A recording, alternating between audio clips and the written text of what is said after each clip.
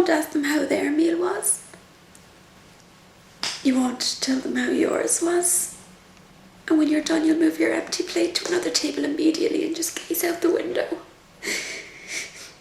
You'll ask for the dessert menu, and in the end you'll settle for a cappuccino. And then you'll go to the bathroom and clean your teeth with that fucking little airport toothbrush you keep in your breast pocket. And you'll suck a peppermint so strong it makes your eyes water. And then you'll rush back to the table and pay with your credit card, and you've 10% tip worked out to the last bloody decimal point. And then you'll say no rest for the wicked and rush back to the office, and at some point along the way back you'll say how you've eaten too much and you should go to the gym. And the person you're with says, "Oh, you look fine just as you are. Like I used to."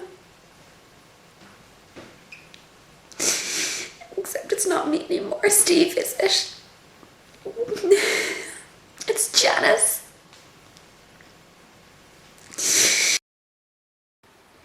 Since my father was executed, I have been a hostage in King's Landing, a plaything for King Joffrey to torture or Queen Cersei to torment. They beat me.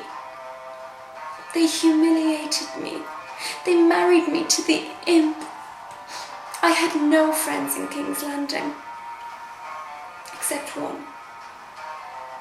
He saved me, smuggled me away when he had the chance. He knew I'd be safe here in the Eyrie with my own blood and my Aunt Liza. The Lannisters have friends everywhere, even the Vale. He'd made me swear not to tell anyone my true name. You knew my aunt well, my lords, my lady? You knew she was a troubled woman? She always loved Lord Baelish, she told me herself.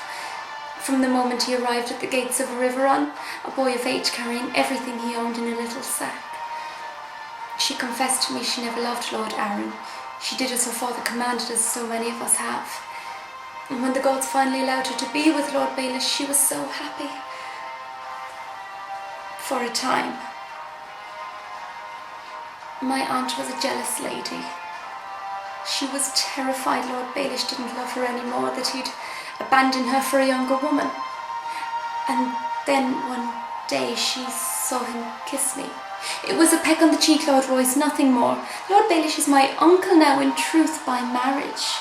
He's always been so kind to me. I was so happy to be here, in the Eyrie. To be free. All because of him. Oh, Sarah, wait till I tell you what happened to me yesterday. You wouldn't believe it. I was on my way home from the chorus, right? And I dropped my bag, but when I went to pick it up, I split my flipping skinny jeans right down the arse.